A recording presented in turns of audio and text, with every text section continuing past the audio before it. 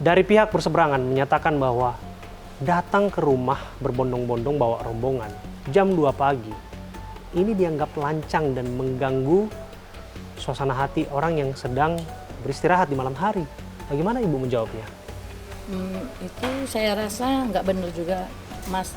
Karena Ken sama Adit jam 11 malam gitu masih WhatsApp ngasih tahu itu kaca spionku sama samping-sampingnya ganti ya. Tapi respon Adit di WhatsApp, I don't know, dia bilang. Baru Ken bilang, artinya di situ Ken nengok dia justru yang nendang mobil yang pukul kok Mas bilangnya I don't know. Nah berarti kan udah ngeliat sinyal nih, kenapa nih, apa nggak mau dibayar?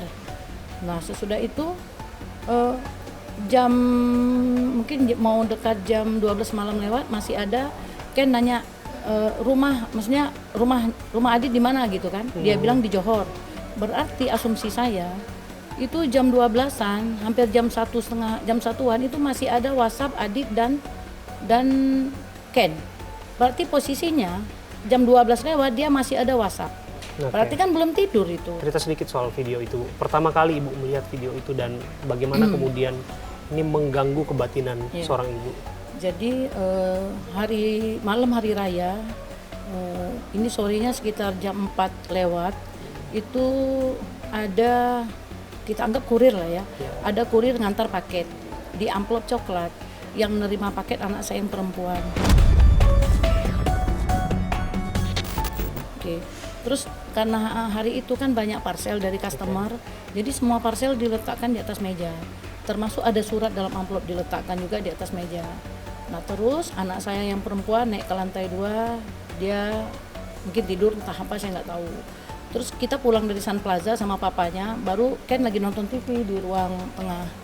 Ken bilang, "Pak, itu ada surat untuk papa." Ya udah, habis ngomong itu si papanya sholat dulu segala macam, baru Ken naik ke atas, baru buka surat amplop itu. Pas kita buka kita tengok itu USB yang kecil itu warna merah. Baru papanya bilang, "Ada apa nih ya?" Saya juga langsung besar, berdebar jantung saya. "Ada apa nih kok ada kayak gini?" Saya pikir saya nggak nyangka itu apapun. Saya cuma susah, ada apa ini? Pengirimnya anonim? Anonim itu apa ya? Tidak tahu siapa pengirimnya? Oh iya, nggak tahu. Yang tahu dia pakai motor hitam, abu-abu sama kayak ada merah gitu. Pas dibuka itu langsung muncul ada kotak-kotak 3 biji. Suami saya klik satu, terus kita nengok, rupanya kayak gini rupanya dipukul, seperti ini. Wah, udah mulai saya membayangkan, betul ternyata Ken bilang. Tadinya saya kan masih namanya anak muda kan, takut nanti dia bohong. Ternyata betul dia dipukul. Udah, saya nggak yang itu kali. Ya udahlah, Mak, dipukul dia, ya udah. Terus begitu kedua, itu begitu saya lihat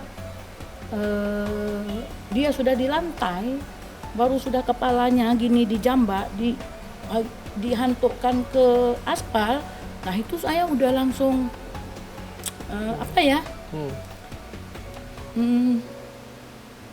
saya langsung udah nangis. Terus saya nengok darahnya kan basah, udah ngalir kan di situ. Tapi ganas sekali si Aditya ini. Habis itu udah, baru yang kedua kan cepet kali itu ya videonya. Baru yang ketiga, nah itu yang saya langsung nengok dia diantuk-antuk. Habis itu dibilang diludahin mukanya. Habis itu diantuk lagi ke aspal, baru ditendang kepalanya, dipijak-pijak gini. Itu saya udah gak tahu bilang lagi. Habis itu ada bapaknya di situ, Rio berupaya kan nolong itu ya Mas, untuk maju nolong. Baru Pak Akirudin dorong Rio. Habis itu Rio sampai mohon gini, maksudnya mohon sama Aditya jangan. Tapi Aditya sempat ada keluar kalimat, entah untuk siapa maksudnya, aku matikan nanti ya katanya gitu. Apakah mau dimatikan Ken kalau diminta tolong, entah mau matikan siapa. Tapi tetap terus dipukul, ditendang kepalanya, terus ditinju pakai sekuat tenaganya. Itu saya rasa itu bukan lagi penganiayaan, memang mau dimatikan mungkin anak saya. Misalnya Pak, kita anggaplah pembenaran dari Bapak Akhiruddin bilang itu 1 lawan 1. Kalau 1 lawan 1, dibiarkanlah si Aditya dengan anak saya di jalan itu. Jangan ada satupun yang boleh lihat. Semua masuk ke dalam. Biarkan dia di tengah jalan itu Pak berdua. Jadi anak saya nggak ada tekanan, si Aditya nggak ada tekanan. Itu baru namanya 1 lawan 1 Pak. Jadi saya tanya sama Ken dan sama semua yang ada sebelah Ken itu, kalian udah habis dipukul-pukul kayak gitu, Ken posisi berdarah, kenapa masih mau masuk ke rumah itu? Oh tante, kami kan ada senjata di posisi belakang, dibilang masuk kalian, ini perintah.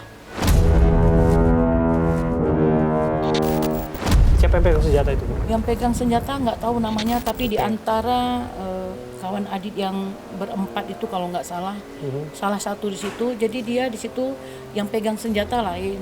Jadi Pak Akhiruddin sudah menyusun semua skenario. Yang pegang senjata lain, yang ngambil video lain, semua sudah ada. Waktu tanggal 22 itu kan udah ketahuan. Saya suruh dia, karena saya masih di Jakarta, paginya saya suruh dia foto mukanya dulu. Dia nggak mau buka selimut. Akhirnya saya marah, saya suruh buka. Baru saya suruh foto mukanya, udah lihat mukanya. Baru ambil sisi kiri, ambil kanan, baru itu kenapa? Dijahit mah, kepalanya pelipis dia bilang. Nah terus ada nggak pergi visum? Belum mah, belum buat laporan. Kenapa kamu nggak buat laporan polisi? Kami dibawa tadi mah ke belakang, ke depan pondoknya Bapak Aditya. Di situ udah dibuat mah, dibilang damai, jangan berantem. Nah jadi itu Mas udah diskenariokan semua Mas. Siapa yang pertama kali inisiasi pelaporan? Saya suruh Ken. Saya bilang, Ken kan bilang ini mah kata Bapak Aditya mah udah damai. Kamu dipukul, ditontonin, dipijak seperti itu. Kalau tadi peluru itu Ken yang pegang itu terlepas dia, kamu tuh nggak hidup sekarang ini. Kamu tuh ada orang tua damai itu bukan bisa didamai sama kamu anak 19 tahun. Ada mamamu yang harus hadir. Minimum ada orang tua yang harus menyaksikan. Jangan dikasih uang 1 juta, dipikir 1 juta tuh apa? Jahit kepala 1 jahitan aja nggak cukup. 1 juta untuk ramai-ramai atau 1 juta 1 orang tuh amplopnya? 1 juta dikasih, ya maaf cakap dibilang, ya uang, dibilang 1 juta untuk bawa kayaknya nggak punya beban kali tuh kasih ini 1 juta bawa berobat. Seperti itu. Betul nggak Bu, setelah laporan masuk nggak ditindaklanjutin? Jadi tanggal 22 malam kita lapor, sudah kita lapor 22 malam, pihak Ken lapor, terus dia penyidiknya, bukan penyidik ya, saya nggak tahu pihak kepolisian situ ke TKP dan segala macam. Malam itu juga diminta BAP saksi-saksi, artinya sekedar BAP dulu, sudahlah malam itu. Baru saya tunggu besok harinya, kita tanya juga gimana perkembangannya. Oh ya, lagi masih dalam proses. Saya rasa iyalah, cuman baru berapa hari. Baru ada dikasih surat, kalau nggak salah surat ada dikirim, dikasih tahu bahwasanya mau dipanggil nih saksi-saksi. Nah jadi saya bilang, Pak kalau boleh manggil saksinya boleh nggak Pak, lebih cepat Ken dulu, karena Ken kan harus balik Pak mau ujian. Oh nanti Bu, nggak bisa sekarang, nanti waktu kami perlukan baru kami panggil. Saya mohon sama penyidiknya, Pak nanti dipanggil kan Pak, dia sekolahnya kan jauh, gitu. Biaya saya pulangkan dia ke sini bagaimana? Ya tapi sekarang belum dibutuhin. Dari bulan Januari sampai dari bulan Desember 2022 sampai bulan akhir Maret, saya rasa nggak ada keadilan untuk saya sama sekali. Dengan begitu ini dilimpahkan, saya melapor ke Polda. Mungkin di Polda lah saya bisa dapat keadilan ini. Ya saya bisa dibilang ini suatu, saya tidak mengharapkan ini panjang seperti ini, nggak ada mengharapkan. Hanya saya mau janganlah karena anak AKBP, janganlah karena saya ini bukan siapa-siapa, kan itu aja tadinya yang saya mau. Tapi saya bukan ada satu kegembiraan Pak Akhiruddin sampai di begini, nggak ada Mas, betul-betul nggak ada niat ke sini. Cuman ya semua ini ya udah terjadi. Bu, dalam perjalanan Ibu mencari keadilan untuk anak Ibu, betulkah bahwa kediaman Ibu ini, tempat Ibu tinggal bersama dengan keluarga, diteror orang? Itu mungkin sekitar tanggal 28, lebih kurang saya udah lupa. Nah, ya itu benar, kita nggak tahu apa orang iseng atau apa, tapi ya itu di jam 3-an itu ya dilemparin sama jeruk perut rumah. Nah, habis itu ditaruh bunga-bunga yang wangi-wangi di depan rumah. Nah, Di halaman rumah ini, Bu? iya depan rumah, Oke. di halaman rumah, persis sekali mau naik tangga di tengah-tengahnya. Setelah kasus ini bergulir, viral atau sebelumnya? Sesudah viral ya, sesudah viral. Soal CCTV, Ibu juga sebutkan bahwa akan meminta pertanggungjawaban dibukanya CCTV di kediaman Akhirudin Hasibuan. Betul ya, Bu? Betul. Sebenarnya kan kalau memang yang lebih tahu apa yang terjadi itu kan CCTV di rumah Pak Akhirudin kan pasti ada. Nggak mungkin rumah semewah itu nggak ada CCTV. Oke. Dan dari CCTV itu bisa kelihatan semuanya? Betul, bisa kelihatan. Bener nggak ada senjatanya. Apapun semua di situ akan ada pembuktian. Bang Adam, Abang ikutin ketika disebutkan ada senjata yang dipegang. Senjata laras panjang. Dan pada akhirnya Polda Sumatera Utara dan tim yang bekerja menemukan senjata laras panjang itu. Untuk senjata benar adanya. Senjata laras panjang? Senjata laras panjang. Oke, Anda lihat dengan kasat mata, dengan mata kepala sendiri ada senjata laras panjang? Dengan mata kepala sendiri. Diletuskan enggak, cuman dia mengarahkan ke kami.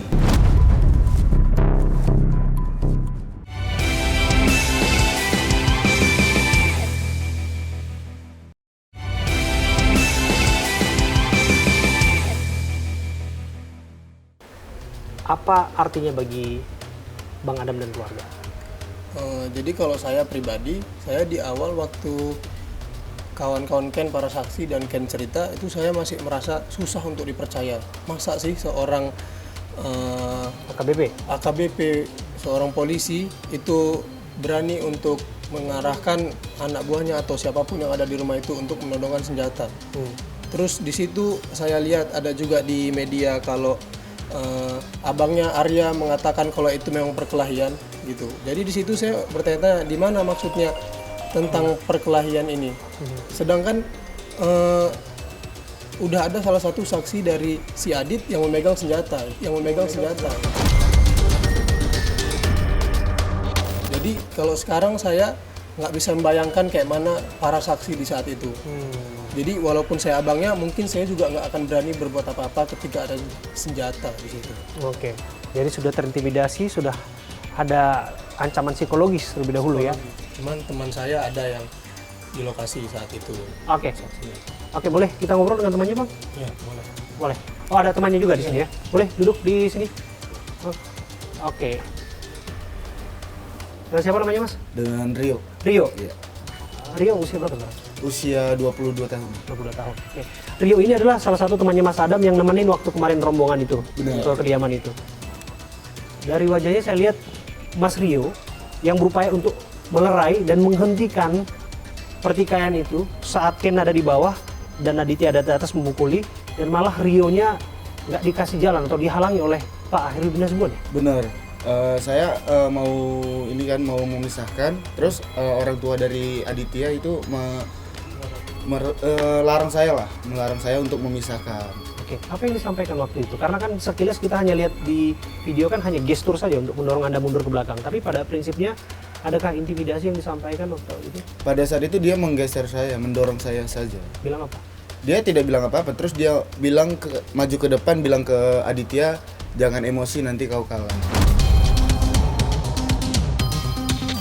Oh gitu. Benar. Oke. Tapi yang kelihatan di video kan itu satu kali Anda berupaya untuk melerainya. Iya. Tapi apakah sebetulnya teman-teman yang lain atau Mas Rio sendiri berupaya untuk melerai keadaan itu waktu itu?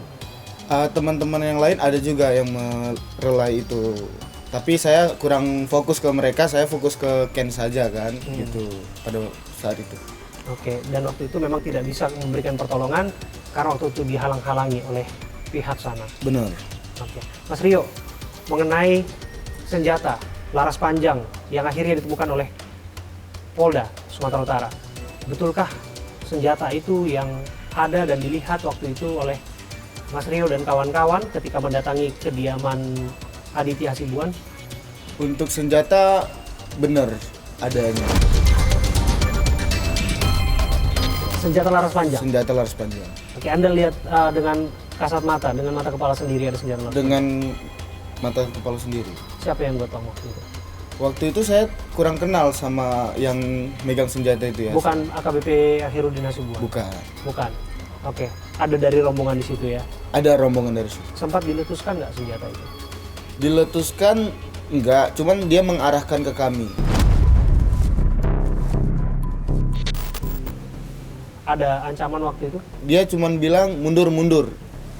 Sambil pegang senjata laras panjang, Iya, sambil senjata laras sosok panjang. yang dianggap jadi kelompok AKBP Akhirudin Hasibuan menyatakan mundur kepada Anda semua. Benar, Oke, soal bahwa uang itu diberikan kepada Anda ya? kepada saya. Oke, waktu itu apa yang disampaikan? Disampaikannya ini untuk uang perobatan. Oke. Oke. Dan pada akhirnya dia minta diselesaikan damai waktu itu.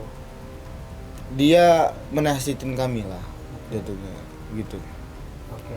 Oke, seperti yang terlihat di video ya. Tapi sekali lagi terima kasih ya Mas Rio ya atas keterangan Anda, Mas Rio. Ini pertama kali Anda kasih keterangan ya? Pertama kali Pertama kali di media ya.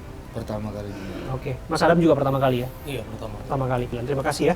Bu Elvi, terima kasih. Mas Adam, terima kasih. Mas Rio. Saya Abraham, silakan. Sobat, saya akan dihubungkan langsung oleh Ibunda Elvi. Ini untuk pertama kalinya. Ken yang tidak pernah muncul ke publik setelah video viral dirinya dianiaya. Ken, Admiral, akan bicara kepada saya Abraham Silaban. Sebentar saja. Sobat, saat ini kita sudah terhubung dengan Ken. Halo Ken, saya Abraham Silaban Ken. Iya, halo Bang. Iya Ken, gimana kabarnya di Manchester? Ya, kabarnya alhamdulillah bagus Bang. Fokus belajar sama yang lain. Lagi musim apa ya di sana sekarang? Lah, Bang. Lagi musim apa di sana? Musimnya sih biasa aja. Maksudnya dinginnya itu biasa aja. Cuman kadang dia nggak jelas gitu Bang. Dingin, panas, dingin, panas. Oke. Kalau di sana dingin panas dan biasa aja, kalau di sini panas bicarakan kasus Ken Admiral. Iya, Cuaca di Bang. sini. Terasa panasnya sampai sini. Kerasa juga sampai Manchester. Iya Bang. Ken, kemarin aku lihat kamu juga ikut di Zoom ya, waktu sidang etiknya Pak AKBP Akhirudin Hasibuan ya? Iya Bang. Oke, waktu itu partisipasinya apa? Hanya menonton aja kah atau dimintain keterangan juga waktu itu sama Ken? Dimintai keterangan juga Bang. Dimintai keterangan ya? Untuk menceritakan apa peran Pak Akhirudin dalam. Oke. Apa waktu itu yang Ken ceritain dikit aja? Di situ pertanyaannya banyak sih ya Bang. Iya, singkatnya sih tentang masalah detail-detail yang ada di peran Pak Akhirudin waktu di TKP sih Bang. Tentang hal-hal detail, apakah benar, menanyakan kebenaran, apakah betul Pak Akhirudin ini melakukan itu, seperti itu Bang. Setelah kasus ini rame dan Ken itu kan nggak kelihatan tampil di publik. Publik cari-cari tahu tentang Ken Admiral. Di mana dan kemudian kenapa nggak muncul ke publik? Kira-kira jawaban Ken apa? Jawaban saya ya, kan di sini saya juga lagi musim-musimnya belajar Bang. Maksudnya lagi musim-musimnya udah dekat-dekat mau ujian. Jadi hal yang saya fokusin selagi saya di sini ya untuk fokus belajar dulu sih Bang. Oke. Kemudian setelah Ken mengetahui bahwa pada akhirnya Aditya Hasibuan jadi tersangka dan putusan etik diberhentikan tidak dengan hormat, ayahnya AKBP Akhirudin Hasibuan, tanggapan Ken seperti apa? Saya ngerasa ya ini mungkin salah satu mukjizatnya Allah lah Bang. Kan saya selama 4 bulan saya juga nggak terima saya bisa dianiaya kayak gitu sama ayahnya, sama anaknya. Selama 4 bulan saya dibungkam. Baru selama 4 bulan itu juga saya malah jadi yang tersangkanya kan di dalam cerita Pak Akhirudinnya itu. Malah dilaporkan kembali saya. Ya saya ngerasa sekarang sih sangat bersyukur sih Bang. Atas saya perhatian netizen ke saya. Ya gitu sih bang. Tapi Ken nggak ada diteror dari sana sini kan? Untuk di sini ya paling di WhatsApp bang, di media sosial sih bang. Oh ya, di WhatsApp ada ancaman juga? Ancaman bukan ancaman sih, lebih kayak ada nomor yang nggak saya kenal tapi ngechat gitu bang. Biasanya nyampain apa itu Ken? Ya nanya tentang pendetailan kasus-kasusnya sih bang, maksudnya yang seharusnya saya nggak perlu kasih tahu, orang itu pada nanya-nanyain gitu sih bang. Oke, intinya mengganggu kenyamanan lah ya Ken?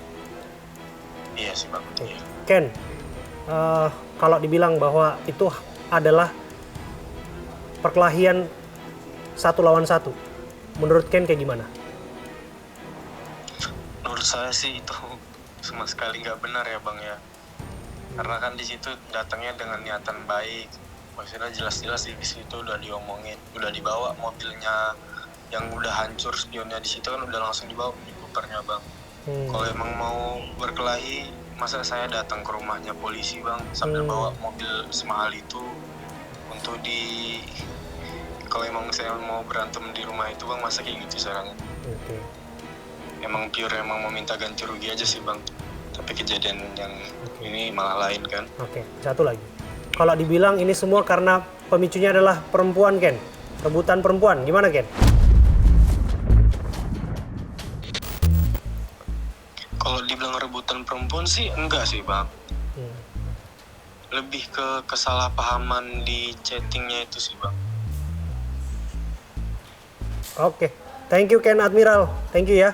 Semoga Ya, makasih sukses banyak, selalu, Bang. sukses selalu di Manchester, dan Iya bang. kita doakan sama-sama bahwa Arsenal akan menjuarai Liga Inggris musim ini dan Manchester City akan menangisinya. Nah, enggak sih bang, Manchester City sih lebih. Waduh. Kan ada parade di sini kan bang, Ah. kalau udah menang biasa ada parade di sini. Ken, untuk urusan keadilan kita satu kebatinan, tapi untuk urusan klub persepak bolaan kita berseberangan ya.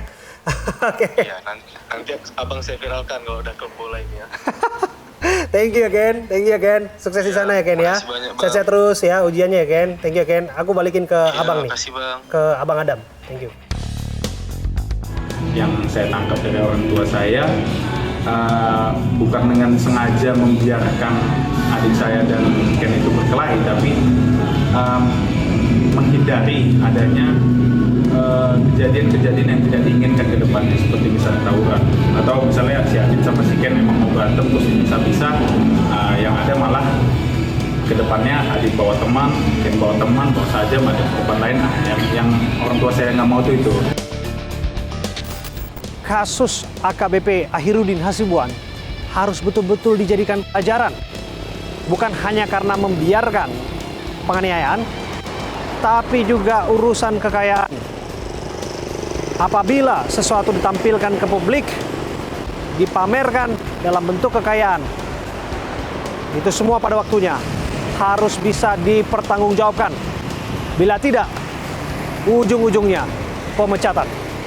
Saya Abraham Silaban dari Kota Medan, Sumatera Utara. Sampai jumpa lain kesempatan.